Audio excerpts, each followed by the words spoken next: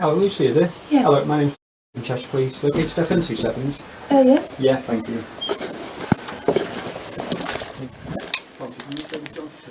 Yeah, not a problem. The horrific murders of 7 babies and the attempted murder of 6 others by nurse Lucy Letby at the Countess of Chester Hospital have shocked the nation.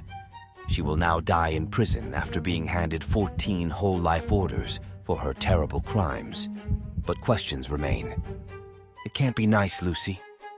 Those were the words of a senior consultant who was instrumental in bringing Lucy Letby to justice.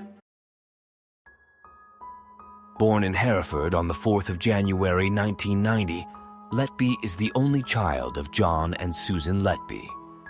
Like Letby, they have always maintained their daughter's innocence and attended every day of the court until the sentencing. Letby qualified as a children's nurse at the University of Chester in 2011 and first started working at the neonatal unit at the Countess of Chester Hospital on the 2nd of January 2012. In 2016, she bought a house near the ward, which Sky News have described as simple with childlike decor throughout the house. In her bedroom, fluffy toys were laid across a duvet inscribed with the words, "Sweet Dreams." Artwork saying, "Leave sparkles wherever you go" was pinned to the wall, illuminated by twinkling fairy lights. She had friends and an active social life, holidaying in Ibiza, going on nights out and attending weekly salsa dancing classes. At work, she was trusted and apparently dedicated, having completed specialist training in March 2014 and regularly working in what was called Nursery 1, where the most ill children were cared for. You murdered 7 babies and attempted to murder 6 others. In the case of one of them, trying on separate occasions 2 weeks apart to murder her. You are now to be sentenced for your crimes.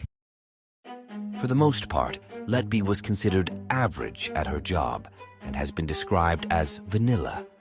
It is only now that it's realized that these are attributes which helped her carry out her murders. A member of the prosecution team described her as devious, calculated, and cold-blooded. There isn't anything outstanding or outrageous about her. She was a normal 20-something-year-old, DCI Nicola Evans from Cheshire Police said. She had a normal job. She was average in that job. She had a group of friends and a family and a social life. Nothing that you wouldn't expect from someone of her age at that time. The fact she was nondescript and average in work allowed her to go under the radar and commit these offenses. There wasn't anything outrageous about her. There wasn't anything that stood out about her. She was beige or vanilla. She was present but not featured. Her childhood seemed idyllic, and there has been nothing to suggest she had suffered any harm during her upbringing.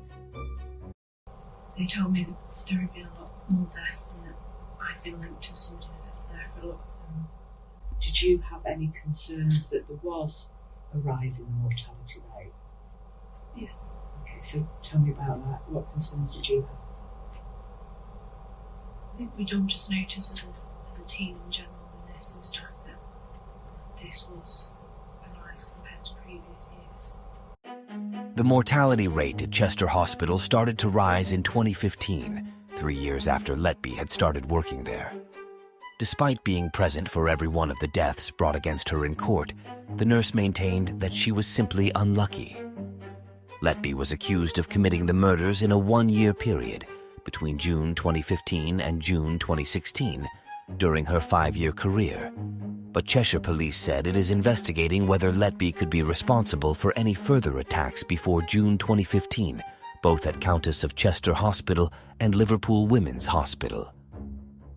As part of that probe, they are reviewing the care of around 4,000 babies in the 2 hospitals. Letby used several methods to kill or severely injure the helpless victims, including physical assaults, overfeeding with milk, forcing air into their stomachs, and injecting air into their bloodstreams. 2 victims survived after Letby poisoned their IV drip bags with insulin. Sometimes parents walked in as she attacked their babies, naturally not realizing what had been happening when they walked in. During her sentencing, in her absence, some of the affected parents described how her acts had made them want to take their own lives, how they blamed themselves for their children's deaths, and how 2 children who survived now have serious disabilities due to Letby's actions. Her victims included both boys and girls, many of whom were born prematurely. The prosecution argued that she also targeted twins, and in one case triplets. She murdered 2 of the triplets. After she had killed the infants, Letby searched for 11 of the victims' families on social media and even sent one set of parents a sympathy card on the day of their baby's funeral. After her arrest, on searching her property, police found medical and handover notes taken from the ward, as well as notes filled with hundreds of scrawled words in black ink.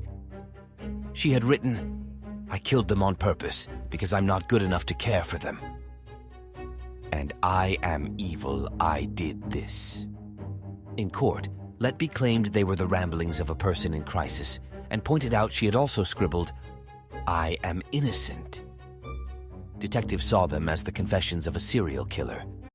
If you've enjoyed what you've seen in this video and found it valuable, I invite you to join our community. Together, we can explore more exciting content, share knowledge, and embark on a journey of growth and discovery.